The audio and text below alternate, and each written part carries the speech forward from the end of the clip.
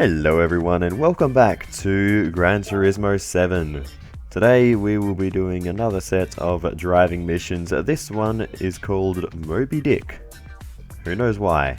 Anyway, the first one is at Trial Mountain. It's another overtaking one, so let's just get into it as we count down and go for this one. And we're at Trial Mountain reverse layout. We're just after the long straight, or what is usually just before.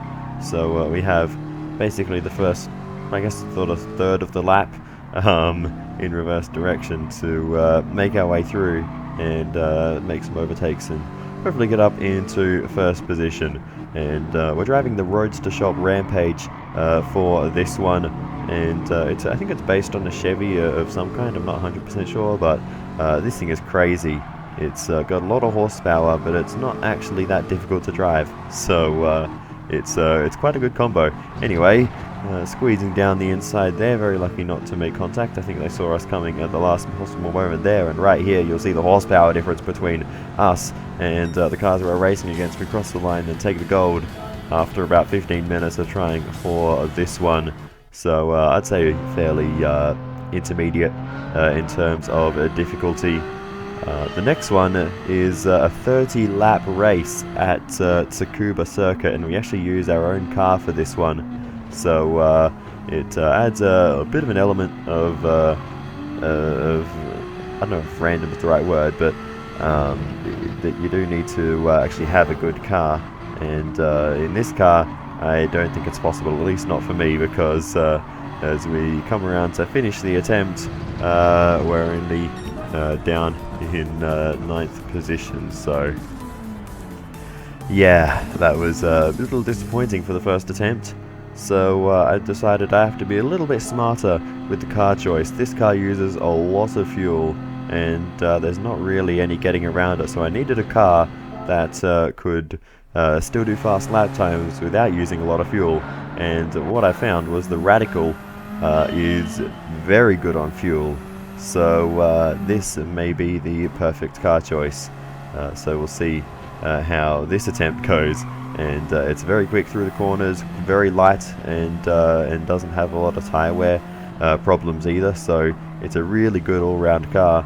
But unfortunately the driver was not so intelligent as we go to the final lap of the race. I'm only in 2nd position, so we couldn't quite get there anyway, and as you can see, I'm out of fuel, and yeah, I'm not going to make it to the end. I'm biffing and barging my way ahead to see if I can get a push before we have to basically, well, we don't roll to a complete stop, thankfully. We can just sort of putter along until we get to the finish line, and I'm trying to hold everyone up. They're all on different laps because we've lapped these cars, but yeah, unfortunately it's not going to be the one once again. And yeah, we're going to be P2 at max, maybe even 3rd if we lose any more positions. There's another one, so we are down to 3rd position, and that I think is where we will stay. P3 is still silver, so it's an improvement, and I know this car can do it. I just need things to go right for me. So we move on to the final attempt, and unfortunately I didn't actually record the start of this one, but regardless, you can see it's pouring with rain, something I didn't really show too much in the previous ones, but it is now very much wet on the circuit, and that in theory should, well, I'm not sure if it should suit our car or not. We have downforce, which definitely helps, and this car is quite good through the corners, so, you know, chassis wise it's yeah, a very sort of light and nimble car, but also because it's so light, it's probably more prone to aquaplaning. So I'm not sure if this is good for us or not. You can see we went for the big send there and now find ourselves off the road. So yeah, it's going to be tricky, but at the moment we sit in 12th position, so we just need to survive the rain, I think, and then push on to the end. The rain, in addition to this car not using a lot of fuel means we probably only need to make one pit stop as opposed to the 2 we needed to make with the GTR. So yeah, we just need to make one stop and make sure we have enough fuel in the car, because that was a mistake in the previous attempt. I think I just cut off the refueling a little bit early, and yeah, that was curtains basically for that attempt. We just didn't have enough to make it to the end, so yeah, we'll push on and see what we can do. We'll go for another move as soon as we can. A little looker down the inside, and that is job done. And now we've got the last place car in front of us. We'll be putting them a lap down now, as we have a little peek to the inside, and easy enough past them. And now it's pouring with rain. It's just getting heavier, so yeah, it's not going to dry off anytime soon. We'll just have to trudge on through the treacherous conditions and hope we can do enough on this attempt. We move on then to lap 15, the halfway point in the race, and I've hardly seen another car. We've made our way up into 4th thanks to other people making pit stops, but that is about it really. We don't actually, interestingly enough, don't use the intermediate tyres while it's raining, because we have sports tyres on the car. We don't actually really need to switch to intermediates, because well, they're already groove tyres. They work anyway while it's raining. But anyway, we get a new set of tyres on the car, and we'll wait for the refueling to complete. And there we go. We are almost there, and we fill it up to the top of this time, not cutting the pit stop short. And here we go, back onto the circuit. It's sort of semi-dry now, and yeah, we can continue pushing on as we try and go around the outside and make our way ahead. There we've dropped ourselves into 8th position, so we'll just keep pushing on and see how the rest of the race plays out. Continuing on then, we do eventually catch the 7th place car, as the verges of the circuit are still very much wet, so we'll have to watch out for those. Let's see if we can make this overtake though. Nonetheless, can we make the move around the outside of turn 1? We're going a bit deep there into the grass, and that's going to halt our progress for a short time, and we remain in 8th position. The lap car there going to stay out of our way, and we'll give chase once again. And the racing line now, it's still wet, but it basically feels like it's dry.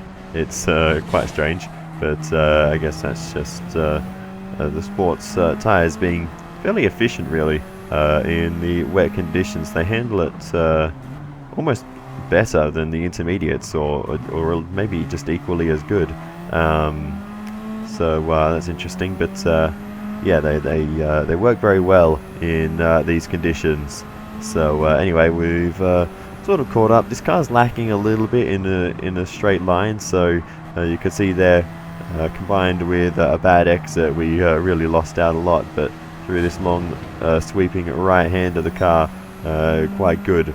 But overall the pace isn't actually that great. I'm hoping that we can basically make overtakes through pit stops. We're up into 7th position now through just that, because we can go to the end. So anyone who stops from now, hopefully, will come out behind us. But we will potentially need to make this one on circuit. I don't know if this car in front of us needs to stop again or not. So it's better to be safe than sorry. We'll see if we can maybe go for the dive into the hairpin coming up soon. Maybe if we can get the run here. Straight line speed pretty good in that section. We do go for the big lunge down the inside, get us stopped nicely there, and point it out of the corner, try and get the best exit we can, and we're clear and up into 6th position. Another car in pit lane, so that will likely elevate us up once again. More people pitting, so yeah, we will hopefully be able to gain some positions out of that. Bit wide onto the grass again there, and well, we lose that position that we just worked so hard to gain. But anyway, nonetheless, we are up into P6 still, with pit stops being made, so we'll just continue to push on and see what happens next. So we push on to the end of that lap, and we have a couple more cars in pit lane in front of us, so hopefully we'll be able to jump them and move ourselves up potentially into third position here. Oh, hello there. Coming out of pit lane right in front of us. We go for the big-ish lunge down the inside. Made that a bit awkward for ourselves, but anyway, we get through nonetheless, and now we are up so into currently fourth position.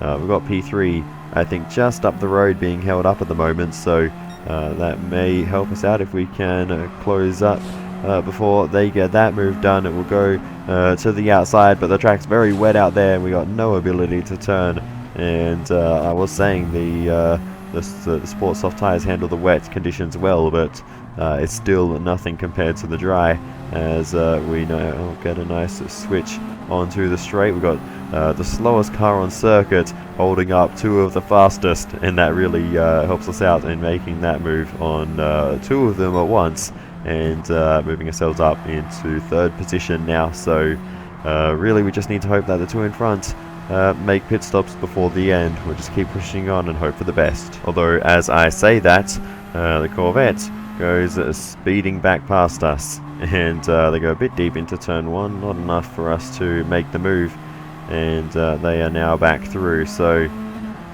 yeah, that's unfortunate for us. Hopefully we'll be able to get back ahead very soon, but at the moment we don't have an opportunity. They go very wide there, but our momentum gets blocked as they swing back onto the racing line. Big lunge there, just trying to throw it to the inside, but again, just not able to do anything. Maybe the hairpin will be the chance. Let's go for the lunge, late on the brakes, but we just still can't get there. And we're going to go wide here, getting caught up in the water on the edge of the circuit once again, I think. And yeah, that's once again a mistake when we really don't need to be making them. We need to be driving cleanly and trying to get to the end of the race as quickly as possible. I don't even know if this will be the fight for the lead or not, but at the moment we are losing it either way. And we've run wide again into the water and onto the grass, and we lose another spot and down into 5th place yet again, where we were just a couple of laps ago. So yeah, we really do need to get our act together, stop making mistakes, because it's costing us far too much at the moment. So we'll see what we can do. We'll hopefully be able to re-overtake these two cars. They've gone a bit wide here, so we'll see if we can use that to our advantage and get a nice run towards the hairpin, and through the right-hander there. We do get a nice run. We'll sneak to the inside, and that's the move done up into P4. Race leader in pit lane. That is good news for us. Hopefully we have enough time to pass them before they reach pit exit. We'll see, as we now head along the back straight towards the final corner, and what will be the second place car, the Corvette, nowhere in sight for us now. They're miles away, but hopefully we'll still have a chance to catch them, as we now head past pit lane, and we will move ourselves up into third position. So we are really potentially just fighting the current second placed car, and I assume the race leader will need to stop once again. I hope so, but we'll see. But at the moment we sit P3. We just need to push on, and as I keep saying, minimize mistakes and hope we can catch up. Alright, we move on then, and I'll correct what I said earlier. The Corvette wasn't coming out of pit lane when he made the move on us, as I thought. But anyway, they're making a pit stop now, which is fantastic news for us, because it means we can get past, and we probably won't have to worry about them with only a few laps to go, though I am now worried about the Porsche that is currently in the race lead. They're way too far ahead for us to catch up, so it's really just a matter of whether or not they make a pit stop before the end. So we move on to the third to last lap of the race. The Porsche does make a pit stop, which means we can move on to the end. We cross the line in first position to take race victory. And that's the second driving mission of Moby Dick complete, after about 2 hours of trying. If this one takes us 2 hours, that would just be embarrassing. It's a drag race, and We're going to first try in the Radical. I don't have high hopes for this car, but it should be quick off the line at the very least. But yeah, it doesn't have the power to just keep pushing up through the gears at that rapid rate, and it's not so good for the drag racing. Is the little Radical. So we upgrade it to a Toyota Supra. This is a Nürburgring 24-hour car. Finished third in its class, I believe. So a decent car, but still doesn't have that sort of push through the higher gears, and yeah, we just kind of run out of oomph, I believe is the technical term. So we upgrade once again to the Corvette that we won from the previous set of driving missions. This is a Group 3 car, so this should be... oh, well, we're not going to win like that, are we? Don't jump the start. The first rule of drag racing.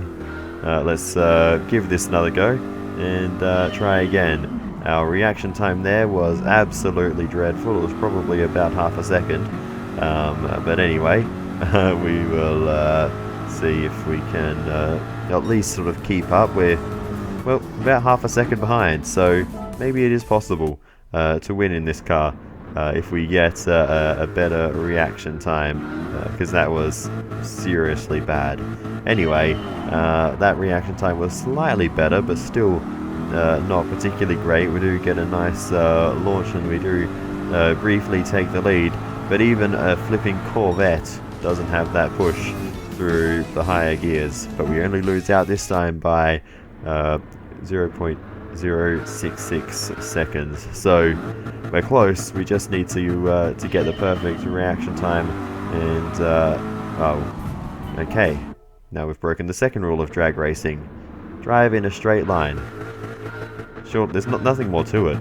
Anyway, we'll go again, see how this one goes, as we get a nice launch off the start, and this time we are actually fully clear. And I'm going to do something a bit cheeky here. I'll just move across, then they can't pass us. Unfortunately though, they had other ideas. They rear-ended us, and the contact disqualifies us from the run.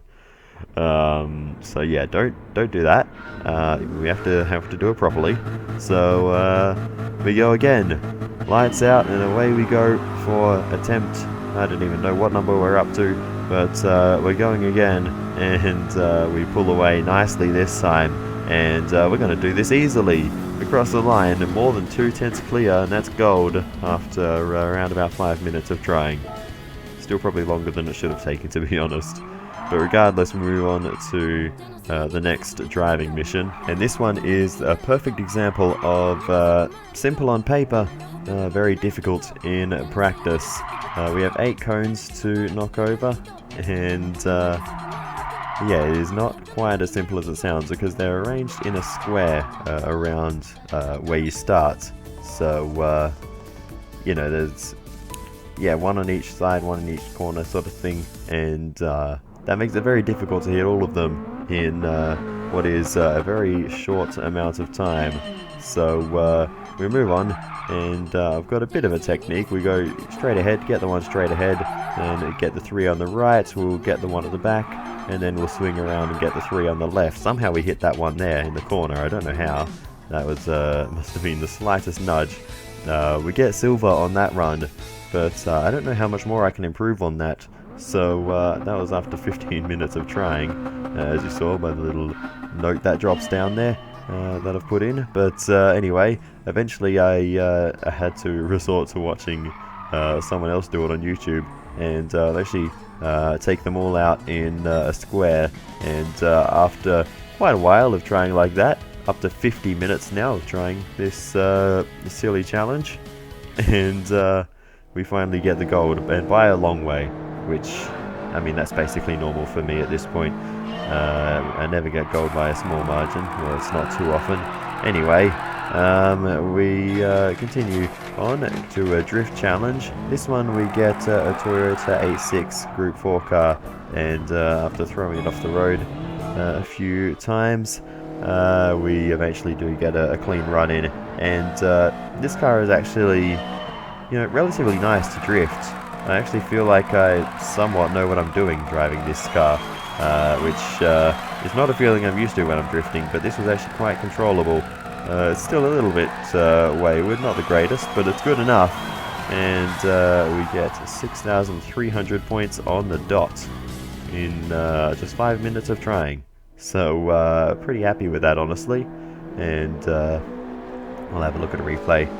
But yeah, this car is actually really nice to drift. So yeah, it must be a good car if I can drift it. Let's put it that way. But anyway, we're actually half on the curb, almost on the grass there. But anyway, and then as soon as the AI takes over, as we cross the line, they spin. So there's a bit of irony.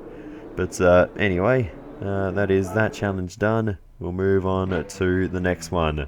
This one is another fuel economy one, but this time we have a lap time to achieve. We are at the Tsukuba circuit, so relatively short lap, and we just need to get around without running out of fuel, and in the right amount of time. It's quite another sort of tricky balancing act. It doesn't take about 100 years like the previous fuel economy one in the Ford F-150 at Trial Mountain in the previous Gran Turismo video. That one was quite ridiculous. Was that like 7 minutes or something that took? So yeah, this one is a lot more fast-paced and is more about lifting and coasting and potentially playing around with engine modes. You can see we're in the maximum engine mode at the moment because we need to get the acceleration off the corners.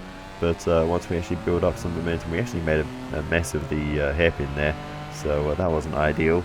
But you can see now, once we've built up a bit of momentum into the lowest engine mode to save as much fuel as we can, because we've already got the momentum. Now just trying to get this last corner right.